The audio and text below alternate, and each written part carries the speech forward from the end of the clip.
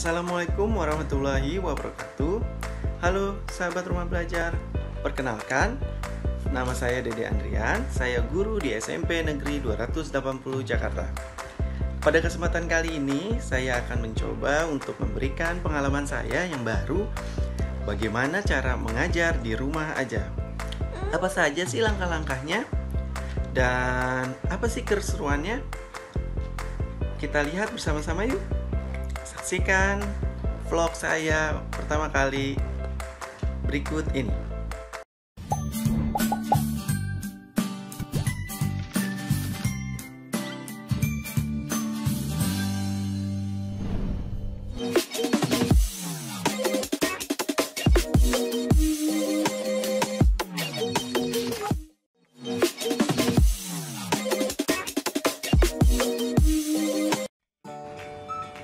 Dengan adanya COVID-19 ini, banyak hal positif yang saya dapatkan dalam cara belajar yang sangat luar biasa baru bagi saya.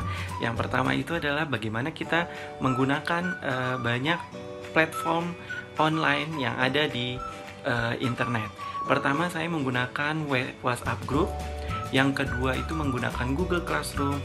Yang ketiga menggunakan Quizzes. Dan keempat menggunakan Skype, dan tentunya tidak lupa saya menggunakan rumah belajar.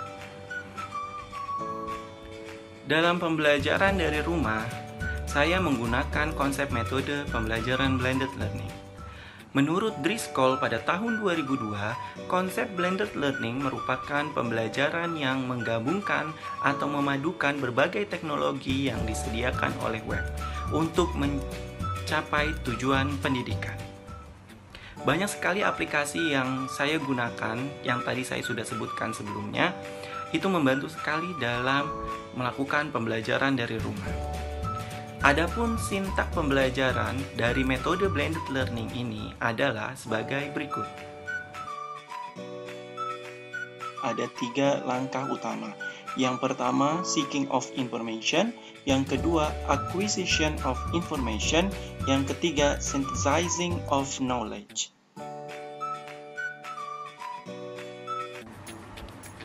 Hal pertama yang saya lakukan kepada peserta didik adalah menyapa melalui WhatsApp Group. Jadi di WhatsApp Group itu saya meminta kepada peserta didik untuk mempersiapkan dirinya agar menerima materi hari ini dengan lancar. Terus saya memposting beberapa video pembelajaran di Google Classroom yang nantinya dia bisa melihat sendiri. Kemudian yang kedua adalah dia harus mengolah informasi yang ada di video tersebut. Saya biasanya meminta untuk mencatat beberapa hal yang penting mengenai video pembelajaran. Pada saat itu materinya adalah mengenai pahlawan-pahlawan yang ada pada saat penjajahan yang dilakukan oleh Hindia Belanda. Jadi saya minta untuk para peserta didik untuk memberikan informasi apa saja sih yang dia dapat dari semua komponen yang ada di internet.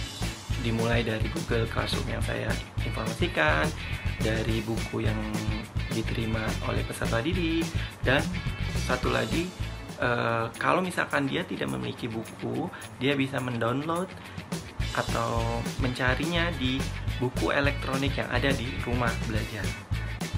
Langkah ketiga adalah synthesizing of knowledge. Jadi, dalam langkah ini adalah kita sebagai guru mau melihat apa sih yang sudah didapat oleh para peserta didik setelah melakukan proses pengolahan informasi terkait materi yang dibahas.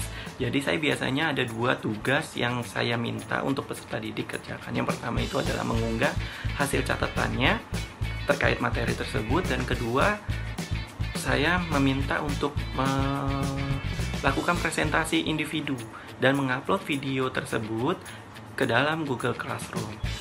Assalamualaikum warahmatullahi wabarakatuh. Saya di belakang saya Setiawan dari kelas 8D.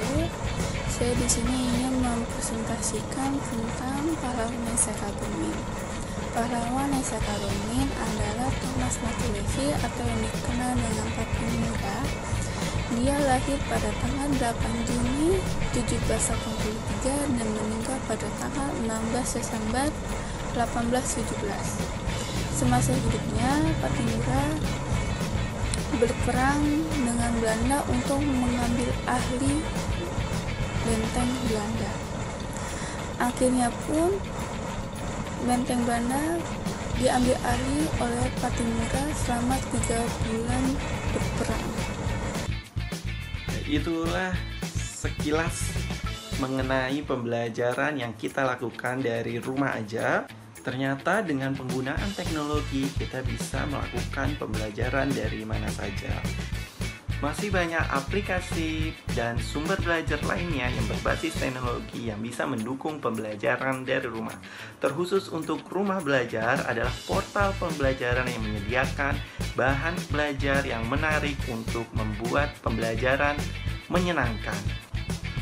Rumah belajar, belajar di mana saja, kapan saja, dengan siapa saja. Sekian dari vlog saya mengenai best practice pembelajaran dari rumah saja.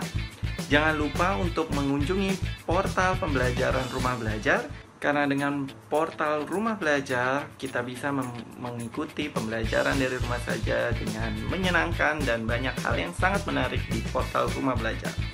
Untuk itu saya akhiri, sampai jumpa di lain hari. Wassalamualaikum warahmatullahi wabarakatuh.